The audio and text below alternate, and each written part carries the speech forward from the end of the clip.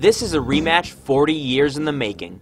The last time we put these three ponies up against each other, Neil Armstrong was planting the American flag on the moon, while back home other Americans were burning their draft cards. And the V8-powered Mustangs, Challengers, and Camaros were burning rubber. The times may be a-changin', but muscle cars aren't the province of those who worry about the future beyond the next quarter mile. Dodge Challenger RT. Quad headlights blazing from the slot, a single bar of wall-to-wall taillights, hood vents, chrome wheels with the glint of Kragers, black stripes that end in the 6-inch high RT letters on the hips. Yep, it's a Challenger, and it stirs up sugary memories like a big orange stick in a cotton candy machine. Muscle cars were always about the slow cruise as much as the fast quarter, and the Challenger is our first draft pick for the Boulevard. It seats four comfortably, and every control and motion is cushioned, from the pillow-soft clutch to the 6-speed featherweight pistol shifter to the mellow suspension that floats over railroad tracks.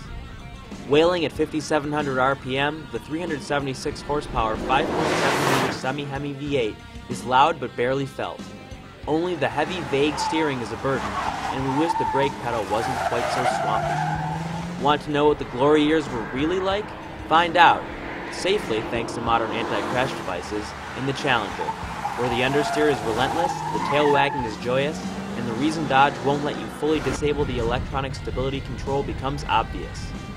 One test driver called it the perfect muscle car, if you live in Kansas. The styling exuberance outside isn't echoed within, where coal-black plastic is indifferently shaped into something only vaguely sporty. At least it's functional, with large gauges reading the vitals and a touchscreen nav console for guidance.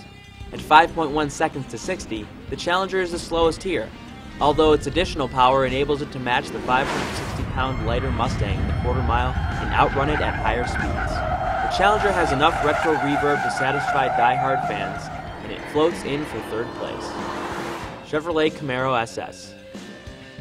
Love or hate the styling, credit GM for striking out in new directions instead of shamelessly pandering to retro like the other two cars.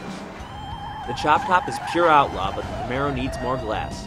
The seats are low and the dash and doors close in like canyon cliffs, with rear quarter views pinched by the upswept shoulders and massive C-pillars. Smaller side mirrors complete the vision jamming.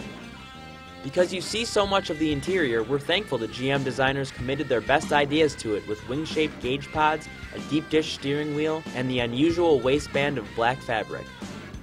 Frankly, we expected the 60-mile-per-hour mark to arrive sooner than 4.8 seconds. That's only a tenth better than the Mustang, which has 111 fewer horsepower and is 300 pounds lighter. Still, the Camaro is quicker through the quarter mile, and our low-miles test car may still have been tight. Even if true, the 426 horsepower 6.2-liter LS3 V8 socks it to you in the low and mid-range revs much harder than the peaky Dodge and Ford. The LS3 also makes a muffled, less enthralling grumble than the Mustang. If not the bolter we had expected, the Camaro SS carved nice squiggles with tamped-down body motions, tacky grip, and a brake pedal so firm and responsive that we checked it for a Porsche part number. The stiff, insulated structure soaks up engine vibes and tire moaning, but the rear end discombobulates and dances while accelerating over rough pavement. The freeway chop-chop, though stiffest in this group, is still tolerably muted, but the clutch take-up is high and abrupt.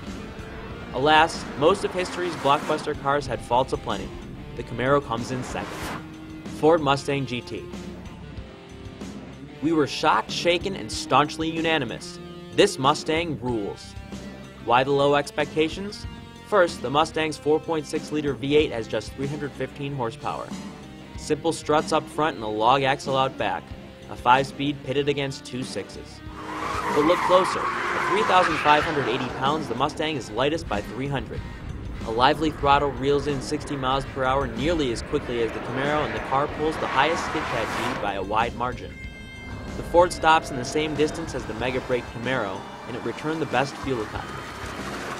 The steering is fast, direct, and, though still a bit isolated, far more naturally weighted than the other two. Body control with the track pack is astounding.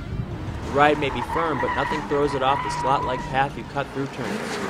And somehow that live axle deals with pitching and pocked pavement with much of the sure-footed poise of an independent setup. The Ford is also the right size. It doesn't devour a driveway or need to be greased into a parking space. At the moment, no muscle car sounds more muscular. but as the TAC hovered close to 3,000 RPM on extended freeway lopes, we longed for the sixth gear offered only in the Shelby GT500. The cabin trim is now less gulag-like, with stitched inserts on the doors and classy panels of low-luster foam metal across the dash. So why did the Mustang win? Perhaps it's because the Mustang stayed in production while the others took long sabbaticals. Ford used the intervening years well. Each Mustang improved over its predecessor, and this one is the most beguiling yet. For the complete story, go to carndriver.com.